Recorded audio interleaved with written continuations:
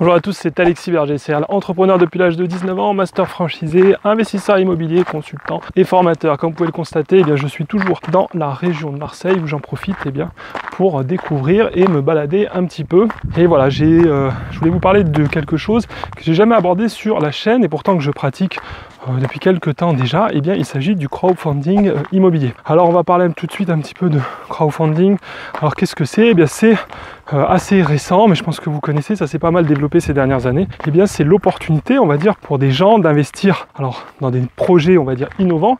Vous pouvez financer avec des startups, mais vous pouvez aussi financer de l'immobilier, c'est-à-dire la plupart du temps, ça va être quoi? Ça va être de la promotion immobilière ou des opérations de marchand de biens. Et l'intérêt, c'est les taux d'intérêt qui vont être servis sur ce type d'emprunt. Alors moi je fais pas de crowdfunding dans le domaine des startups parce que j'estime que c'est des placements qui sont quand même risqués. Alors effectivement, si la startup réussit et que ça devient le nouvel Apple dans 10 ans, oui, vous aurez gagné beaucoup d'argent, mais il faut savoir que le taux, j'ai envie de dire, le taux de déchets, le taux de non-réussite dans les startups est aussi très important. On peut l'estimer à environ 90%. Et bien là, dans ce cas-là, voilà, 9 investissements sur 10, ils vont rien vous rapporter, voire ils vous font perdre de l'argent. Et effectivement, vous aurez un investissement qui, lui, où la startup va décoller, où vous allez gagner et faire un gros effet de levier, mais comme sur le reste, vous n'aurez pas gagné énormément. Et bien au final, j'avais vu des statistiques qui disaient que l'investissement dans les startups était assez peu rentable et qu'on sortait une rentabilité qui pouvait être de seulement quelques pourcents, 3, 4, 5, 6% maximum, selon voilà, sur quoi vous avez investi. Et à moins vraiment de pouvoir, j'ai envie de dire, prédire le futur, c'est très difficile de savoir si une startup va performer ou pas. Donc moi je me suis concentré sur l'immobilier. Là aussi vous avez des rendements qui peuvent varier de manière, on va dire, importante. Je descends pas en dessous des 9%. Voilà, vous verrez selon les plateformes. Des fois, il y a des plateformes qui vont vous proposer du 7%. Moi, j'estime que prêter du 7%, le risque est trop important parce qu'il y a un risque. Il ne faut pas oublier le crowdfunding, même si c'est de la promotion immobilière, des opérations de marchand de biens. Et c'est déjà arrivé. D'ailleurs, il y a déjà des promoteurs, un gros promoteur qui s'appelait Terna, qui a fait faillite. Et dans ce cas-là, vous pouvez perdre 100% de votre investissement. Donc, si vous avez mis 1000 euros, vous perdez vos 1000 euros. Donc vous voyez, il y a quand même un risque, c'est pour ça que le risque, il doit être rémunéré. Et moi d'habitude, voilà, je descends pas en dessous de 9 et je veux du 9,5 voire du 10%. Alors ensuite, il y a la durée de l'emprunt. C'est pareil, ça dépend du type de promotion immobilière.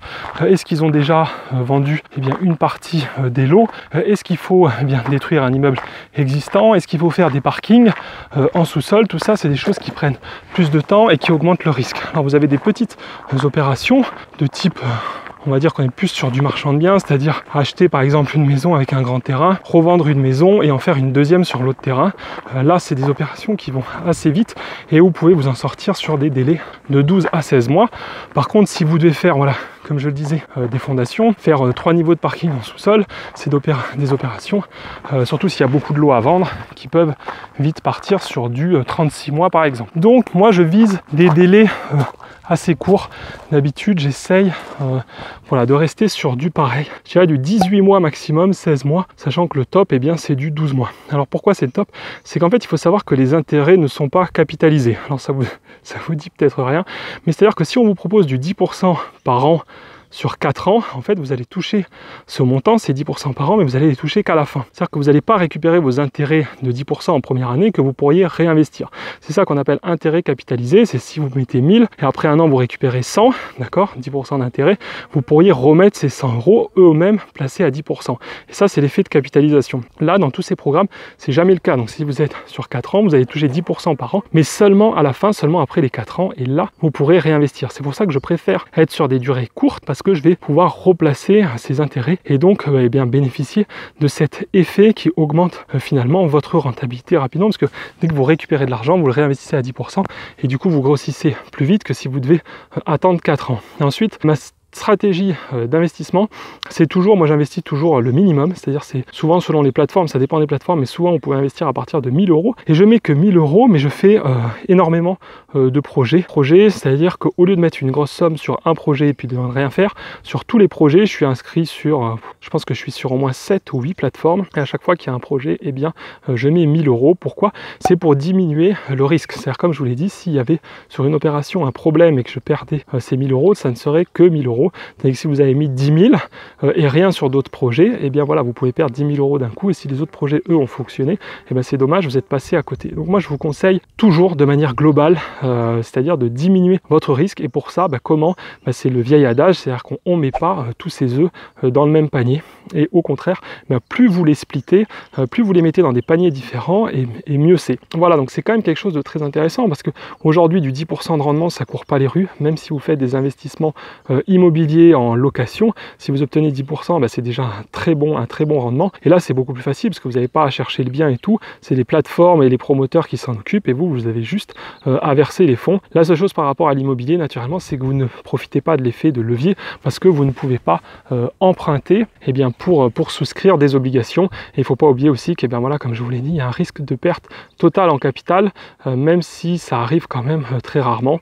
Mais voilà, c'est quelque chose qui existe. Donc n'allez jamais placer tout au fond sur du crowdfunding. Quand vous faites de l'investissement, il faut toujours panacher vos investissements. Mais voilà, il faut aussi savoir prendre des risques pour avoir en face une rentabilité, j'ai envie de dire, qui va bien et qui vous permet de grossir. Parce que si vous attendez, je crois, les 0,75% du livret A, ça va quand même vous occuper avant de faire grossir votre patrimoine. Voilà, donc ça, c'était ma stratégie d'investissement. Donc moi, j'investis en crowdfunding, mais comme je vous le répète, uniquement du crowdfunding immobilier. Je ne fais pas de financement de start-up parce que j'estime que c'est pas quelque chose qui est super intéressant au niveau rendement final, sauf vraiment à étudier, essayer de trouver les bonnes startups et tout. Mais je trouve que ça prend beaucoup de temps. Moi, je fais confiance plutôt aux plateformes immobilières. Je passe pas trop de temps à analyser le projet. Souvent, en plus, ils donnent des rankings. Voilà, c'est pareil. Là, ils vont vous donner des notes A, A-, B, B+, C. Là aussi, moi, je vais pas en dessous de B-. D'accord ? Si je vois un projet qui est noté C, j'investis pas dedans. Il faut savoir qu'il y a toujours des nouveaux projets qui sont mis en ligne et il ne faut pas vous inquiéter. C'est pour ça que je mets toujours la même somme, 1000 euros. Alors des fois, il y en a 2-3 pendant la semaine et des fois, il n'y a rien pendant une semaine. Mais ça, vous le verrez, voilà, ne vous dites pas, ouais, si Alexis, tu as une super idée, demain, je vais mettre toutes mes économies sur une seule plateforme. Ne faites pas ça et sur un seul projet. Comme je vous l'ai dit, voilà, panachez vos projets, panachez vos investissements. Et comme ça, tout ira bien. Après, voilà, si cette vidéo vous a plu, mettez un gros pouce bleu. Et si je vois vraiment, voilà, mettez-le dans les commentaires. Si vraiment c'est quelque chose qui vous intéresse, je vous montrerai plus en détail. Je vous montrerai voilà, les projets dans lesquels j'ai déjà investi.